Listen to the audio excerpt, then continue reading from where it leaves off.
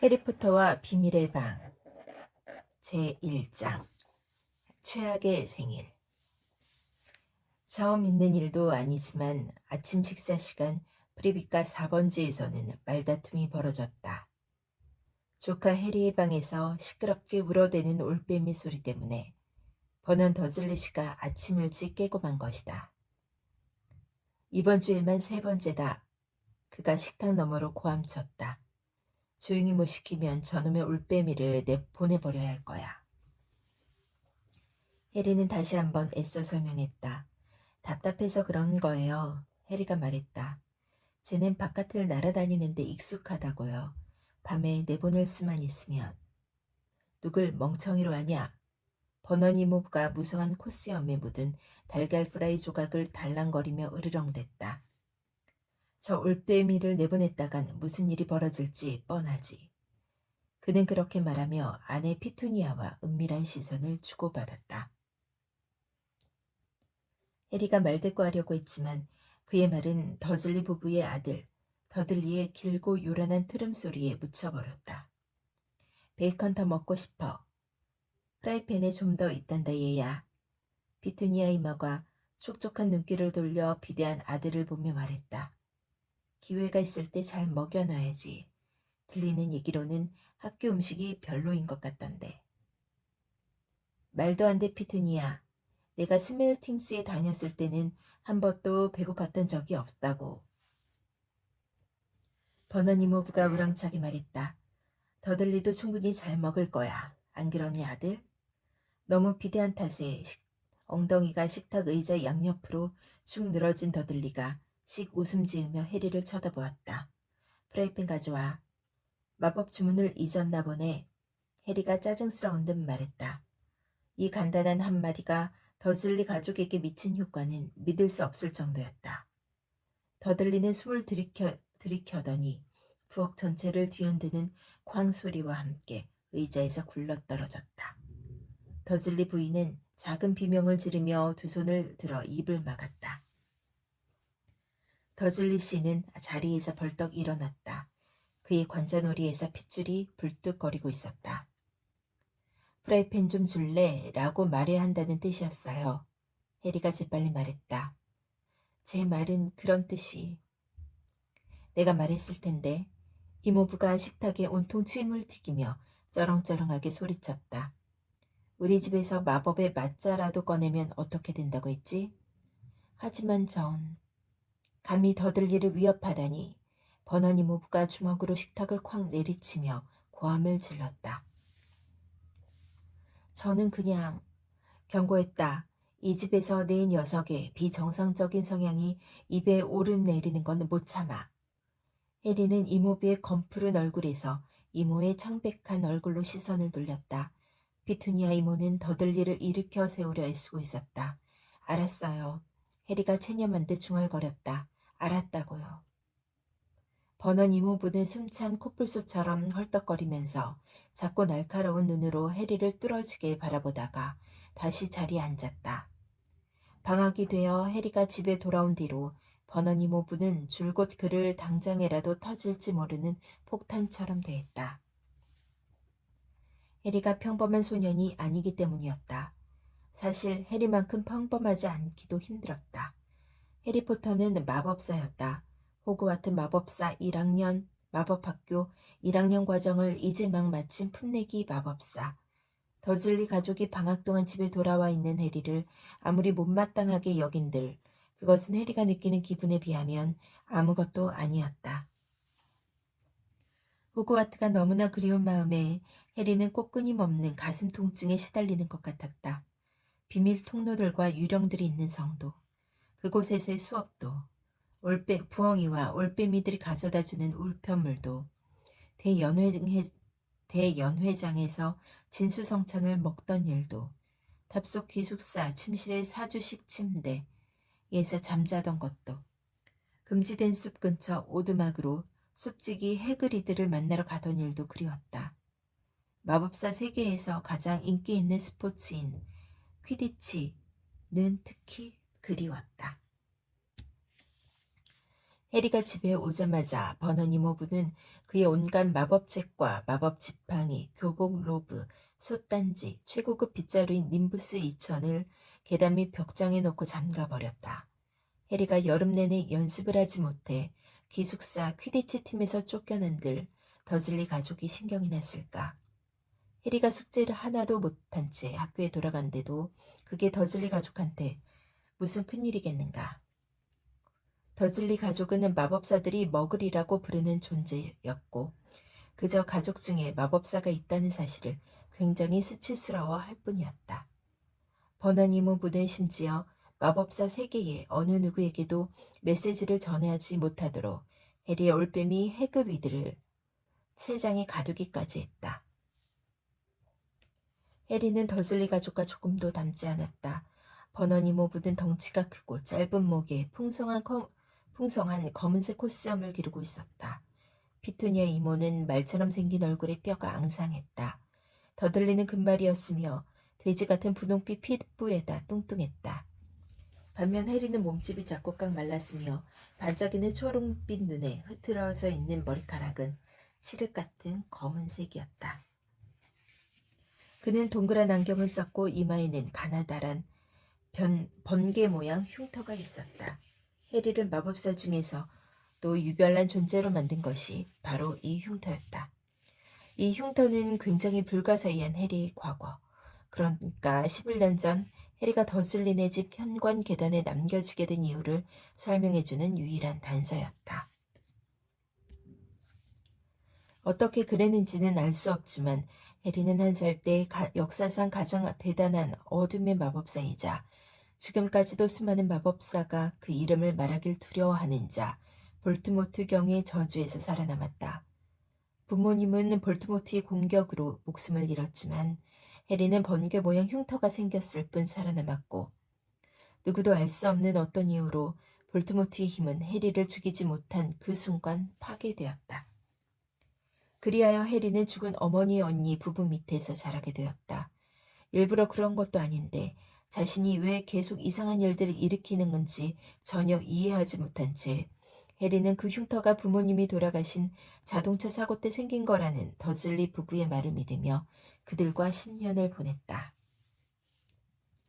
그러던 중 정확히 1년, 호그와트가 해리에게 편지를 보내면서 모든 진실이 드러났다. 해리가 자리 잡게 된 마법사 학교에서는 모두가 그와 그의 흉터를 알아보았다. 하지만 학기가 끝난 지금 해리는 다시 여름 내내 더즐리 가족과 함께 지내고 있었다. 시궁창에서 뒹굴다 온 개 취급을 받는 신세로 돌아온 것이다. 더즐리 가족은 오늘이 해리의 12번째 생일이라는 사실도 기억하지 못했다. 물론 해리도 큰 기대는 하지 않았다. 생일이라고 해서 그들이 케이크는커녕 적당한 선물 하나 해준 적이 있는 것도 아니었다. 그렇다고 아예 모른 채 한다는 것. 그 순간 버넌 이모부가 거드름을 피우며 목을 가다듬더니 말했다. 자, 모두 알겠지만 오늘은 아주 중요한 날이다. 해리는 믿기 어렵다는 듯 이모부를 올려다보았다. 오늘이 내 회사 생활에서 가장 큰 거래를 성사시키는 날이 될 수도 있어. 버넌 이모부가 말했다. 해리는 다시 토스트로 관심을 돌렸다. 그럼 그렇지. 해리는 씁쓸하게 생각했다. 버넌 이모부는 그 멍청한 저녁 식사 이야기를 하고 있었다. 벌써 보름째 그것 말고는 아무 얘기도 하지 않았다. 오늘 저녁 식사를 하러 오기로 한 웬 부자 건축업자 부부의 남편이 버넌 이모부에게 대량 주문을 할지도 모른다는 것이었다. 일정을 한 번 더 점검해봐야 할 것 같은데 버넌 이모부가 말했다. 8시에는 모두 자기 위치에 있어야 해. 피투니아 당신은? 거실요. 피투니아 이모가 재빨리 말했다. 우리 집에 오신 분들을 친절하게 맞이할 준비를 하고 있어야죠. 좋아, 좋아. 그럼 더들리는? 나는 문 열어줄 준비를 하고 있을 거야. 더들리는 바보 같은 미소를 지어 보였다. 외투 받아드릴까요, 메이슨 아저씨 아주머니? 얼마나 사랑스러워하실까? 피투니아 이모가 흥분을 감추지 못하고 목소리를 높였다. 훌륭하다 더들리. 버넌 이모부는 그렇게 말하고 해리에게 고개를 돌렸다. 그럼 넌? 저는 제 방에 있으면서 아무 소리도 내지 않고 없는 척 할게요. 해리가 생기 없는 말투로 대본을 읽듯이 말했다. 그렇지. 버넌 이모부가 심술궂게 말했다. 나는 그분들을 거실로 안내한 다음 피투니아 당신을 소개하고 마실 것을 대접할 거야. 8시 15분에는. 저녁 식사가 준비됐다고 알릴게요. 피투니아 이모가 말했다. 그럼 더들리, 내가 할 말은? 식당으로 안내해드릴까요, 메이슨 아주머니? 더들리가 보이지 않는 여자에게 살찐 팔을 내밀며 말했다. 우리 완벽한 꼬마 신사. 피투니아 이모가 코를 훌쩍거렸다. 그럼 넌? 버넌 이모부가 해리에게 사나운 목소리로 물었다. 저는 제 방에 있으면서 아무 소리도 내지 않고 없는 척 할게요. 해리가 심드렁하게 말했다. 바로 그거야. 자, 식사 자리에서는 듣기 좋은 칭찬을 몇 마디 건네야 해. 피투니아, 좋은 생각 있어? 버넌 말로는 골프를 굉장히 잘 치신다던데요. 메이슨 씨. 그 드레스 어디서 샀는지 꼭 좀 알려주세요, 메이슨 부인. 완벽해. 더들리? 이건 어때? 학교에서 나의 영웅에 관한 글을 썼는데요. 메이슨 아저씨, 저는 아저씨에 대해서 썼어요. 이번 건 피투니아 이모와 해리 둘 다 감당하기 어려웠다. 피투니아 이모는 울음을 터뜨리며 아들을 끌어안았지만 해리는 웃는 모습을 들키지 않기 위해 식탁 밑으로 고개를 숙였다. 그럼 넌? 해리는 웃지 않으려고 안간힘을 쓰며 식탁 밑에서 고개를 들었다. 저는 제 방에 있으면서 아무 소리도 내지 않고 없는 척 할게요. 해리가 말했다. 반드시 그래야 할 거다. 버넌 이모부가 위압적으로 말했다. 메이슨 부부는 너에 대해서 아무것도 모르고 앞으로도 그럴 테니까. 저녁 식사가 끝나면 당신은 메이슨 부인을 다시 거실로 안내해 커피를 대접해. 비트니아, 그럼 내가 화제를 드릴 쪽으로 돌릴 테니까. 운이 조금이라도 따라주면 10시 뉴스 전에 계약서에 서명하고 마무리 지을 수 있겠지. 내일 이맘때쯤이면 우린 마요르카에 있는 별장에 가서 쇼핑을 하고 있을 거야. 해리는 별로 신나지 않았다. 마요르카에 있다고 해서 더즐리 가족이 프레비가에 있을 때보다 해리에게 조금이라도 더 잘해줄 리는 없었다. 좋아, 난 시내에 가서 더들리와 내가 입을 정장 재킷을 찾아오도록 하지. 그리고 너, 이모부가 해리에게 이를 드러냈다. 너는 이모가 청소하는 동안 거치적거리지 말고 나가 있어라. 해리는 뒷문을 나섰다. 눈부실 정도로 햇빛이 쨍쨍한 날이었다. 그는 잔디밭을 가로질러 가서 정원 벤치에 털썩 주저앉아 숨죽여 노래했다. 생일 축하합니다. 생일 축하합니다. 카드도 선물도 없는 데다가 저녁에는 존재하지 않는 척하며 지내야 한다니. 해리는 처량하게 산 울타리를 가만히 응시했다. 이렇게까지 외로웠던 적은 없었다. 해리는 호그와트의 다른 무엇보다도 퀴디치보다도 가장 친한 친구인 론 위즐리와 헤르미온느 그레인저가 보고 싶었다. 하지만 그들은 해리를 전혀 보고 싶어 하지 않는 것 같았다. 둘 중 누구도 여름 내내 편지 한 통 쓰지 않았다. 론은 해리를 집으로 초대하겠다고까지 했는데 말이다. 해리는 마법으로 새 장을 열고 헤드위그를 통해 론과 헤르미온느에게 편지를 보낼까 하는 생각을 셀 수 없을 만큼 했지만 그런 위험을 감수할 수는 없었다. 미성년 마법사들은 학교 밖에서 마법을 사용하지 못하게 되어 있었다. 해리는 더즐리 가족에게 이 사실을 알리지 않았다. 더즐리 가족이 해리를 마법 지팡이, 빗자루와 함께 계단 및 벽장에 가두지 않는 건 오직 해리가 자기들을 모두 쇳덩구리로 만들어버릴지도 모른다는 두려움 덕분이라는 것을 알기 때문이다. 집으로 돌아오고 나서 첫 2주 동안 해리는 나지막한 목소리로 말도 안 되는 단어들을 중얼거리며 더들리가 그 뚱뚱한 다리로 온 힘을 다해 방을 빠르게 뛰쳐나가는 모습을 보고 즐거워했다. 그러나 론과 헤르미온느에게서 오랫동안 아무 소식이 없자 마법사 세계로부터 너무나 단절된 기분이 들어 더들리를 놀리는 일조차 재미가 없었다. 이제 론과 헤르미온느는 그의 생일까지 잊었다. 호그와트에서 연락 한 통만 받을 수 있다면 당장 뭔들 내놓지 못할까. 어느 마법사라도 좋았다. 그 모든 게 꿈이 아니었다는 사실을 확인할 수 있다면 철천지원수 드레이코 말포이를 보는데도 반가울 지경이었다. 물론 호그와트에서 보낸 1년이 즐겁기만 한 건 아니었다. 학기가 끝날 때쯤 해리는 다름 아닌 볼트모트 경과 직접 맞닥뜨려 했다. 볼트모트는 예전에 비해 약해지긴 했어도 여전히 무섭고 교활하고 힘을 되찾겠다는 결의도 대단했다. 이제까지 2번 볼트모트의 소나기에서 빠져나오긴 했지만 아슬아슬한 탈출이었다.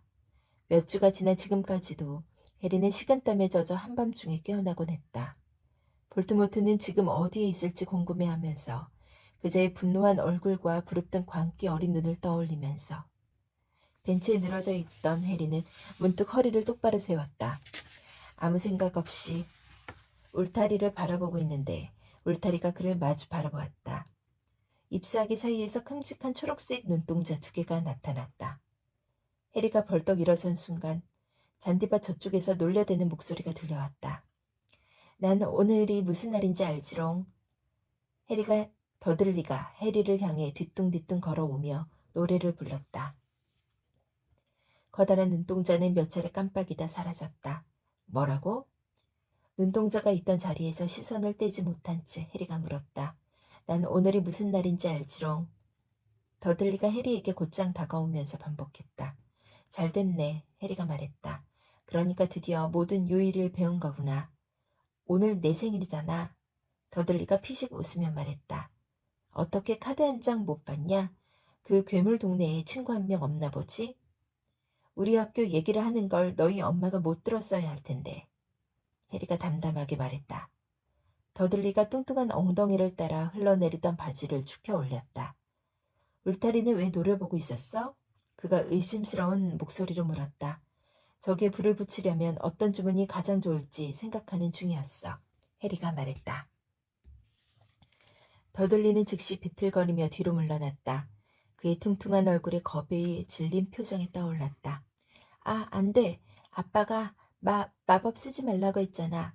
널 집에서 쫓아낸다고 했어. 너는 갈 데도 없고 너를 데려갈 친구도 한 명 없잖아. 지거리 포커리. 해리가 사나운 목소리로 말했다. 호커스 포커스. 스퀴글리 위글리. 엄마!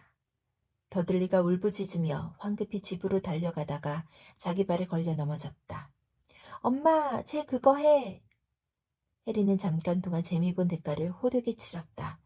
더들리에게도 울타리에도 아무 일이 벌어지지 않았으니 피투니아 이모는 해리가 실제로 마법을 쓰지 않았다는 걸 알았지만 어쨌든 비누 거품 투성이 프라이팬으로 그의 머리를 후려치러 들었고 해리는 몸을 피해야 했다. 그런 다음 이모는 해리에게 할 일을 주면서 다 마칠 때까지는 음식을 먹지 못할 거라고 으름장을 놓았다. 더들리가 빈둥빈둥 아이스크림을 먹으며 지켜보는 가운데 해리는 창문을 닫고 세차를 하고 잔디를 깎고 꽃밭을 손질하고 장미가지를 친 다음 물을 주고 정원 벤치를 다시 페인트 칠했다. 태양이 머리 위에서 이글거리며 목덜미를 태웠다. 해리도 더들리가 던진 미끼를 물어선 안 된다는 것쯤은 알고 있었다. 하지만 더들리의 말이 그의 아픈 곳을 찔렀다. 어쩌면 그는 호그와트에 친구 한 명 없는지도 몰랐다. 유명하신 해리포터님 신세를 한번 보라지. 해리는 꽃밭에 걸음을 주면서 씁쓸하게 생각했다. 등이 쑤시고 얼굴에 식은땀이 흘렀다. 기진맥진한 상태에서 드디어 피투니아 이모가 부르는 소리가 들린 건 저녁 7시 반이었다. 들어와 실문지 밟고. 해리는 기꺼이 환한 부엌 그늘로 이동했다. 냉장고 위에는 오늘 저녁 디저트랍시고 설탕에 절인 제비꽃으로 장식한 어마어마한 크기의 휘핑크림 무더기가 놓여 있었다. 뼈째 군 돼지고기가 오븐 안에서 지글거리고 있었다. 빨리 먹어라. 메이슨 씨 부부가 곧 오실 테니까. 피투니아 이모가 부엌 식탁에 놓인 빵 2조각과 치즈 한 덩어리를 가리키며 울려댔다. 이모는 이미 연어빛깔 칵테일 드레스를 입고 있었다. 해리는 손을 씻은 다음 초라하기 짝이 없는 저녁 식사를 눈 감추듯 먹어치웠다. 식사를 마치자마자 피투니아 이모가 접시를 확 채갔다. 2층으로 가 어서. 거실 문을 지나며 해리는 나비 넥타이에 정장 재킷을 입은 이모부와 더들리를 힐끗 보았다. 해리가 막 2층 층계참에 도착했을 때 초인종이 울렸고 버넌 이모부의 분노한 얼굴이 계단 밑에서 나타났다. 명심해라 이 녀석. 한 번이라도 소리를 냈다간.